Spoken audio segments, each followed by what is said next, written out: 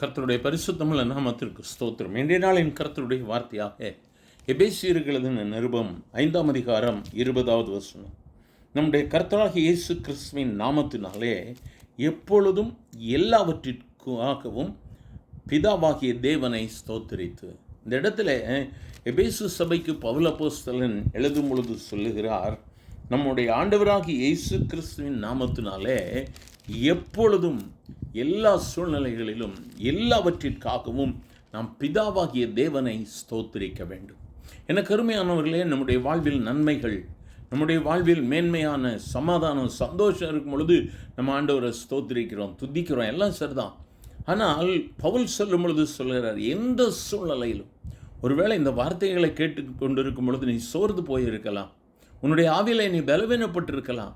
ஐயோ, நான் நினச்சது நடக்கலையே, எதிர்மறையாக நடக்குதே, என்ன செய்வேன் என்று சொல்லி நீ கலங்கி போயிருக்கலாம். ஆனால் தனிமையாக சென்று ஆண்டவரை ஸ்தோத்திரித்து ஜெபிக்க ஆரம்பித்து பாருங்க. ஆண்டவருடைய மகிமை உங்கள் மேலே இறங்கும்.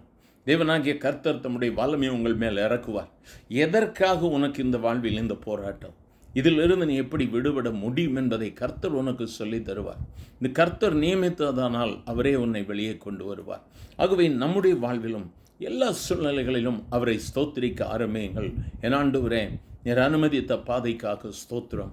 ஒருவேளை கசப்பாக இருக்கலாம், என்னால் முடியலையே ஆண்டவரே, ஆனால் எனக்கு உதவி செய்யுங்கப்பா, இந்த கசப்பை கடந்து செல்ல எனக்கு உதவி செய்யுங்க.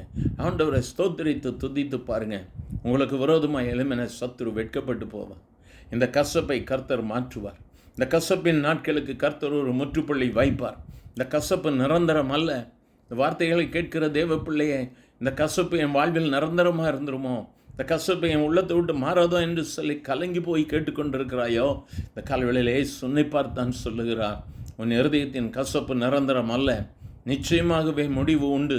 உன் நம்பிக்கை வீண் போகாது.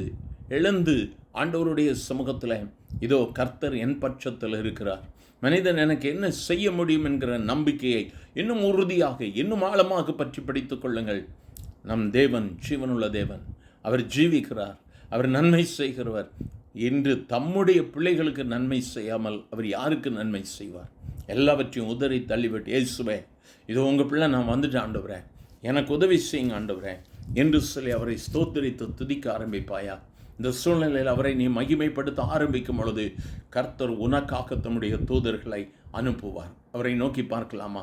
எங்கள் அன்பின் ஆண்டவரை, ஆசீர்வதிக்கப்பட்ட அந்த காலை வேளைக்காக நன்றி. இந்த நாளிலும் தேவைகளோடு வேண்டுதலோடு உம்மை நோக்கி ஜெபித்து கொண்டிருக்கக்கூடிய உம்முடைய பிள்ளைகள் ஒவ்வொருவரையும் கர்த்தர் கண்ணோக்கி பார்க்கும்படியாக ஜெபிக்கிற ஆண்டவரே, உங்கள் வல்லமையின் கரம் இறங்கட்டும் ஆண்டவரே. பரத்திலிருந்து உங்கள் தூதர்களை அனுப்புங்கப்பா. சோர்ந்து போனவர்களுக்கு கர்த்தர் பலத்தை கொடுங்கப்பா.